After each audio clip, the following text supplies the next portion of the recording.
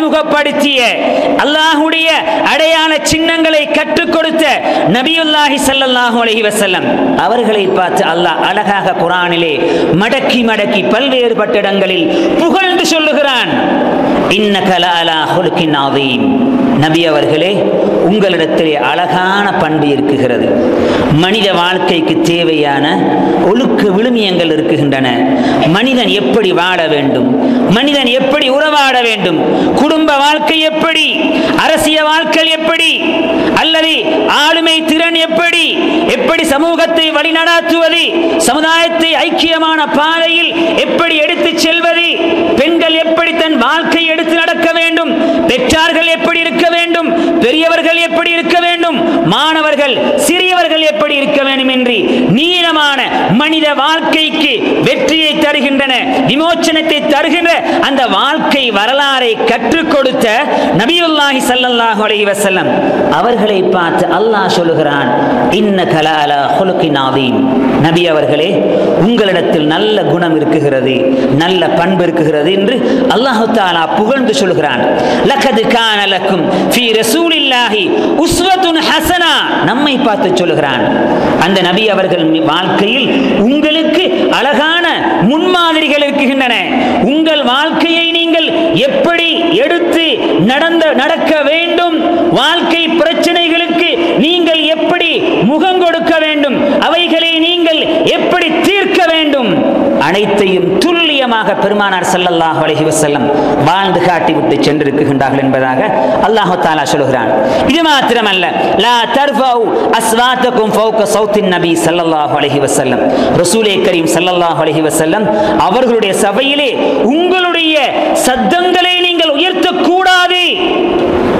ரசூலுல்லாஹ்வுடைய சபையிலே சத்தங்களை உயர்த்தக்கூடாது. இன்று கூட பார்க்கலாம், ரசூலுல்லாஹ்வுடைய ரௌலாவிலே, ரசூலுல்லாஹ்வுடைய ரௌலாவுக்கு மேலால் இந்த ஆயத்து பொறிக்கப்பட்டிருக்கிறது. நீங்கள் இது ரசூலுல்லாஹ்வுடைய சன்னிதானம், இங்கு நீங்கள் அமைதியாக நடந்து கொள்ள வேண்டும் என்பதாக. அங்கு செல்கின்ற ஹாஜிமார்கள் பார்க்கலாம், யாராவது சத்தமிட்டு திக்ர் செய்தால், சத்தமிட்டு ஸலவாத்துக்களை சொன்னால், ஏன் ரசூலுல்லாஹ்வுக்கு சத்தமிட்டு சலாம் சொன்னாலும் கூட அங்கு இருப்பவர்கள் மெதுவாக சொல்லுங்கள், மெதுவாக சொல்லுங்கள் என்று நம்மை அமைதிப்படுத்துவார்கள். அந்த அளவுக்கு பெருமானார் ஸல்லல்லாஹு அலைஹி வஸல்லம் அவர்களை அல்லாஹ் தஆலா சிறப்பிக்கின்றான். அல்லாஹ் சொல்லுகிற பொழுது, லா தஜ்ஹர் லஹு பில் கௌலி கஜஹரி பஅதுகும் லிபஅத். நாம் அடுத்தவர்களை எப்படி பேசுகின்றோம் அதுபோன்று பேசக்கூடாது.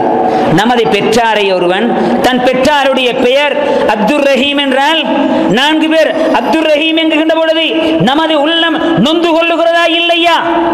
அதே போன்றுதான் இவற்றுக்கெல்லாம் காரண கருத்தாவாக இருக்குகின்ற நமது வாழ்க்கையின் மூல கருவாக இருக்குகின்ற அருமை நாயகம் ஸல்லல்லாஹு அலைஹி வஸல்லம் கலிமாவின் அரை பகுதிக்கு உரிமை கொண்டாடுகின்ற பெருமானார் ஸல்லல்லாஹு அலைஹி வஸல்லம் அவர்களை பற்றி பேசுகின்ற பொழுது நாம் அமைதியாக பேச வேண்டும், கண்ணியமாக பேச வேண்டும், அவர்களை புகழ்ந்து பேச வேண்டும்.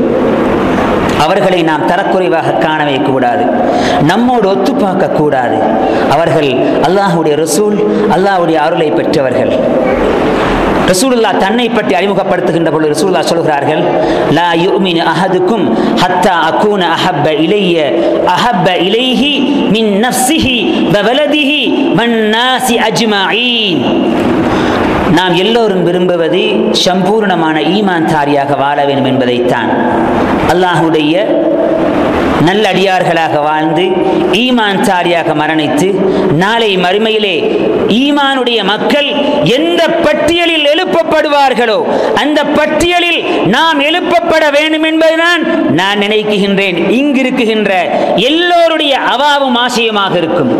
ரசூலுல்லாஹ் தன்னை பற்றி சொல்லுகிற பொழுது, நீங்கள் ஆசைப்படுகின்ற அந்த ஈமான் என்கின்ற பகுதியில் உங்களுடைய ஈமான் நிரப்பமான ஈமானாக மாறாது. எதுவரைக்கும் என்றால், உங்களுடைய சொத்துக்கள், செல்வங்கள், ஏன் உங்களுடைய ஆத்மாக்கள், உங்களுடைய உயிர்களை பார்க்கிலும் என்னை நேசிக்கின்ற வரைக்கும் உங்களுடைய ஈமான் நிரப்பமாக ஆகாது என்றார்கள் பெருமானார் ஸல்லல்லாஹு அலைஹி வஸல்லம். ஆகவே ரசூலுல்லாவை நான் நேசம் கொள்வது கடமையா இல்லையா? ஈமானில் ஒரு பகுதி என்று வருகின்ற பொழுது, இஸ்லாமிய கோட்டைக்குள் வருகிற பொழுது ஈமான் கொள்வது கடமையா இல்லையா? ஆகவே அந்த ஈமானுடைய பகுதி சம்பூர்ணமாக மாற வேண்டும் என்றால் பெருமானார் ஸல்லல்லாஹு அலைஹி வஸல்லம் அவர்களை பற்றி நாம் நேசம் கொள்ள வேண்டும், அவர்களை நாம் உகப்பு வைக்க என்பது நமக்கு தெரியாத ஒரு விடயமா? ஹஸ்ரத் சையதுனா உமர் ஃபாரூக் ரலியல்லாஹு தஆலா அன்ஹு அவர்கள் ஒருமுறை ரசூலுல்லாஹ்வோடு நடந்து செல்கிறார்கள். ரசூலுல்லாஹ்வோடு நடந்து செல்கிற பொழுது சொல்கிறார்கள், குன்து அம்ஷி மஅன் நபி ஸல்லல்லாஹு அலைஹி வஸல்லம், நான் ரசூலுல்லாஹ்வோடு ஒரு பிரயாணம் சென்று கொண்டிருக்கின்றேன். அந்த நேரத்திலே நான் ஒன்றை விரும்புகிறேன், என்னவென்றால் யா ரசூலுல்லாஹ், ரசூலுல்லாஹ்வை பார்த்து சொல்ல வேண்டும், நான் உங்களை நேசிக்குகின்றேன் என்று ரசூலுல்லாஹ்விடத்தில் சொல்ல வேண்டும். நாமும் விரும்புவது வழக்கம். நாம் ஒரு ஆலிமை விரும்புகின்றோம், ஒரு ஆசிரியனை விரும்புகின்றோம், ஒரு அரசியல்வாதியை விரும்புகின்றோம் என்றால் ஏதோ சில நடவடிக்கைகள் மூலமாக தனது நட்பை நாம் வெளிப்படுத்த விரும்புவதை பார்க்கலாம். அண்டை வீட்டுக்காரன் என்றால் சமைக்குகின்ற உணவு பதார்த்தங்களை கொடுக்க முற்படுகின்றோம். புதிதாக யாராவது ஊருக்கு வந்து விட்டார்கள் என்றால் அவரை பார்த்து சலான் சொல்வோம், அடிக்கடி சிரிப்போம், அவருடைய கஷ்ட துன்பங்களில் பங்கெடுப்பதை நாம் காண்கின்றோம். திருமண வைபவங்களில் பரிசுகளை கொடுத்து நட்பை பரிமாறிக் கொள்ளுகின்றோம். புதிய வீடு செல்வதாக இருந்தால் பரிசுகளை கொடுத்து நட்பை வளர்த்துக் கொள்ளுகின்றோம். நடக்குகிறதா இல்லையா? இது மனிதனுடைய பண்பு. அதே போன்று சையதுனா உமர் ஃபாரூக் ரலியல்லாஹு தஆலா அன்ஹு அவர்கள் ரசூலுல்லாஹ்விடத்தில் தனது நட்பை எடுத்து காண்பிக்க வேண்டும், நட்பை சொல்ல வேண்டும் என்பதற்காக வேண்டி, யா ரசூலுல்லாஹ் இன்னி உஹிப்புக, நாயகம் அவர்களே நான் உங்களை நேசிக்குகிறேன், நான் உங்களை நட்பு கொள்கிறேன் என்பதாக ரசூலுல்லாஹ்விடத்தில் சொல்கிறார்கள். ரசூலே கரீம் ஸல்லல்லாஹு அலைஹி வஸல்லம் கேட்கின்றார்கள், அக்ஸர மின் வலதிக யா உமர், உமர் அவர்களே நீங்கள் என்னை நேசம் கொள்கிறீர்கள், உங்களுடைய குழந்தையை பார்க்கலும் என்ன நேசம் கொள்வீர்களா என்பதாக. நாம் யா ரசூலுல்லாஹ், ஆம் நான் நேசம் கொள்கிறேன்.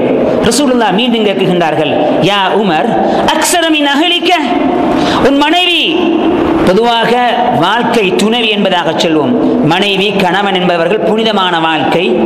ஆகவே தன் மனைவி என்பது தனக்கு ஒரு விருப்பமான ஒரு பொருள், உயிரோடு சம்பந்தப்பட்ட ஆத்மார்த்தமான ஒரு பொருள் தான் மனைவி என்பவள். ஆகவே உன் மனைவியை பார்க்கிலும் உமர் அவர்களே என்னை நேசம் கொள்கிறீர்களா கேட்கின்றார்கள் ரசூலுல்லாஹ். நாம் யா ரசூலுல்லாஹ், நான் என் மனைவியை பார்க்கிலும் உங்களை நேசம் கொள்கிறேன். பெருமானார் ஸல்லல்லாஹு அலைஹி வஸல்லம் மூன்றாவது விடத்தில் கேட்கின்றார்கள், உமர் அவர்களே அக்ஸர மின் நஃப்ஸிக யா உமர், உனது ஆத்மாவை பார்க்கிலும் உயிரை பார்க்கிலும் நேசம் கொள்கிறீர்களா என்று ரசூலுல்லாஹ் கேட்கின்றார்கள். உமர் அவர்கள் மௌனித்து விட்டார்கள், எதையுமே பேசவில்லை.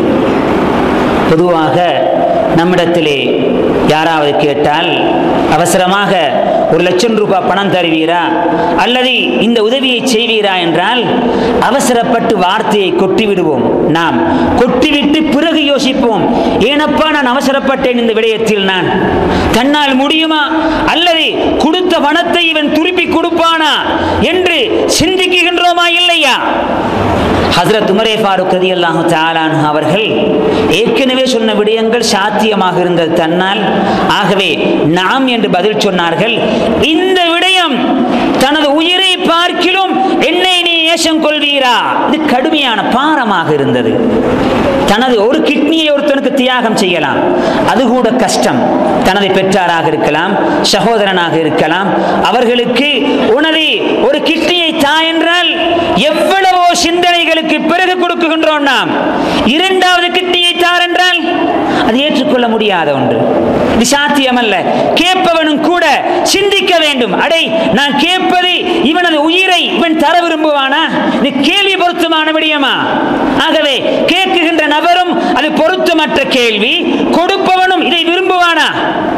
தன் மனைவியாக இருந்தாலும் கூட ஒரு கிட்னியை கொடுப்பான், இரண்டாவது கிட்னி என்கின்ற பொழுது எவருமே சிந்திப்பார்கள். ஆகவே ரசூலுல்லாஹ் கேட்கின்றார்கள், இதைவிட பாரமான ஒரு கேள்வி என்ன தெரியுமா? உனது ஆத்மாவை விட என்னை நேசிக்குகின்றீரா? உன் ஆத்மாவை எனக்கு நீங்கள் இழக்க தயாரா என்பதாக உமரிடத்தில் கேட்ட பொழுது உமர் ரலியல்லாஹு தஆலா அன்ஹு மௌனமாகி விட்டார்கள், வீட்டுக்கு செல்கிறார்கள். ரசூலுல்லாஹ்வுடைய அந்த சபையிலிருந்து வீட்டுக்கு கிளம்பி விடுகின்றார்கள். வீட்டுக்கு சென்ற உமர் அவர்கள் யோசிக்கின்றார்கள். செய்தினா உமர் ரலியல்லாஹு தஆலா அன்ஹு அவர்கள் நாயகம் அவர்களிடத்திலே கேட்டார்கள். இந்த கேள்வி பொருத்தமாக இருந்தது, இந்த கேள்வியும் பொருத்தமாக இருந்தது. ஆனால் மூன்றாவது கேள்வி பாரமாக இருந்தது. ஆனால் ரசூலுல்லாவுக்கு நான் எதுவும் பதில் சொல்லவில்லை. ரசூலுல்லாவுடைய உள்ளம் இதை தாங்கிக் கொள்ளுமா என யோசிக்கிறார். அதற்கு பிறகு நீண்ட நேரம் சிந்திக்கிறார். ரசூலுல்லாஹி ஸல்லல்லாஹு அலைஹி வஸல்லம் யார்? தமக்கு தான் இப்பொழுது நல்ல மனிதனாக மனித புனிதனாக இருப்பதற்கு யார் காரண கருத்தா? எனது சென்ற கால வாழ்க்கை எப்படி இருந்தது? நான் ஒரு நல்ல மனிதனாக இருந்தேனா? எனக்கு நேர்மையை யார் கற்றுக் கொடுத்தது?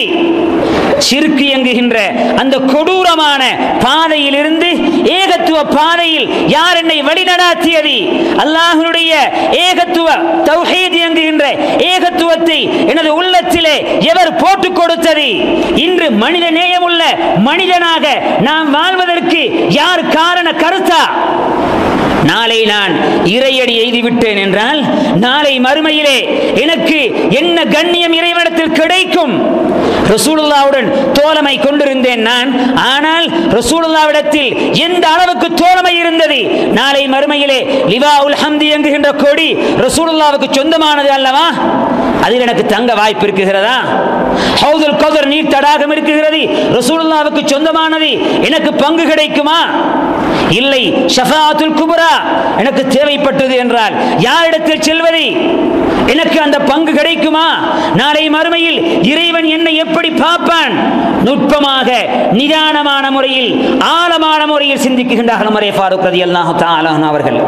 தன் வாழ்க்கையை உறைந்து பார்த்துவிட்டு இதற்கு பதில் சொல்வதற்காக அவசரப்படாமல் மெதுவாக சிந்தித்து ரசூலுல்லாவிடத்தில் வருகிறார்கள். ரசூலுல்லா பள்ளியிலே அமர்ந்திருக்கின்றார்கள். ரசூலுல்லா உமர் ஃபாரூக்கை கண்டதும் சிரிக்குகின்றார்கள். ரசூலுல்லாவை பார்த்து சொல்கிறார்கள், நாயகம் அவர்களே, நான் இப்பொழுது எனது நஃப்ஸை பாக்கிலும் உங்களை நேசிக்குகின்றேன். எனது ஆத்மா உங்களது கரத்தில் என் பெற்றார் மீது ஆணையாக ஃபிதாக யா ரசூலுல்லாஹ், எனது ஆத்மா உங்கள் கரத்திலே என்பதாக உமர் ஃபாரூக் ரலியல்லாஹு தஆலா அன்ஹு சொன்னதும் நாயகம் ஸல்லல்லாஹு அலைஹி வஸல்லம் அவர்கள் கத் கமுல ஈமானுக யா உமர் என்றார்கள். உமர் அவர்களே, உங்களுடைய ஈமான் நிரப்பமாக ஆகிவிட்டது என்பதாக. அன்புக்குரியவர்களே, உண்மையிலேயே பெருமானார் ஸல்லல்லாஹு அலைஹி வஸல்லம் இந்த நேரத்திலே நமது சன்னிதானத்தில் இருந்தாலும் கூட பெருமானார் ஸல்லல்லாஹு அலைஹி வஸல்லம் அவர்களை நாம் கண்ணால் கண்டு உள்ளத்தினால் உணர்வு பூர்வமாக ரசூலுல்லாவை புரிந்து கொண்டோம் என்றால் நாமும் கூட நிச்சயமாக நாயகம் அவர்களே, எமது உயிரும் உங்களுக்கு அர்ப்பணம் என சொல்லி இருப்போம். அந்த அளவுக்கு பெருமானார் ஸல்லல்லாஹு அலைஹி வஸல்லம் வாழ்க்கைகள், நடைமுறைகள், பண்பாடுகள், யதார்த்தங்கள் இருந்தன. ரசூலுல்லாவுடைய வாழ்க்கையை நாம் பார்க்கின்ற பொழுது ஆச்சரியப்படுகின்ற அளவுக்கு சஹாபாக்கள் ரசூலுல்லாவோடு நடந்து கொண்டார்கள். மேற்கத்திய ஒரு அறிஞன், இந்தியாவில் இருக்கின்ற ஒரு தமிழ் அறிஞன் பெருமானாரை பற்றி ஒரு பெரிய புத்தகத்தை அறிந்திருக்கின்றான். அந்த புத்தகத்திலே ஒரு மூலையிலே எழுதுகின்ற பொழுது எனக்கு ஆச்சரியமாக இருக்கிறது. மூக்கின் நுனியிலே கையை வைத்து முஹம்மதுடைய தோழர்கள் ரசூலுல்லாவுக்கு இந்த அளவுக்கு உயிரை கூட அர்ப்பணிக்கின்ற அளவுக்கு ரசூலுல்லாவிடத்தில் என்ன இருந்தது? வியப்பாக இருக்கிறது என்பதாக சொல்லுகின்றான். உண்மையிலேயே வியப்பாக இருந்தது. ரசூலுல்லாவிடத்தில் ரசூலுல்லாவுடைய சஹாபாக்கள், ஒரு சஹாபி, அதாவது ஹபீப் இப்னு அதி என்கின்ற சஹாபி, அவர் மக்கா வாசிகளால் சிறை பிடிக்கப்படுகிறார். சிறை பிடிக்கப்பட்ட ஹபீப் இப்னு அதி அவர்கள் மக்காவிலே சிறை கைதியாக வைக்கப்பட்டு குறைஷி காபிரீங்கள் கேட்கின்றார்கள். அவரை பார்த்து சுஇல கப்ல ஐ யக்துலூஹு, அவரை கொலை செய்வதற்கு வாளை எடுத்து கழுத்திலே வைத்து அத்துஹிப்பு அன்ன முஹம்மதன் இந்த மகானிக அன் துஸீபஹு, அதாவது இந்த இடத்திலே உனது தோழர் முஹம்மது நபி ஸல்லல்லாஹு அலைஹி வஸல்லம் அவர்கள் இருந்து அவர்களை இந்த வாளினால் அவர்களின் கழுத்தை நான் நொறுப்பதை, வெட்டுவதை நீ விரும்புவீரா என்பதாக ஹபீப் இப்னு அதி இடத்தில் கேட்ட பொழுது லா உஹிப்பு, நான் விரும்ப மாட்டேன். இந்த அளவுக்கு என்றால் அன் துஸீப மா உஹிப்பு அன் துஸீபஹு ஷௌகதன் துதீஹி, ரசூலுல்லாஹி ஸல்லல்லாஹு அலைஹி வஸல்லம் அவர்களுடைய மேனியிலே ஒரு முட்டைப்பதை கூட நான் விரும்ப மாட்டேன்.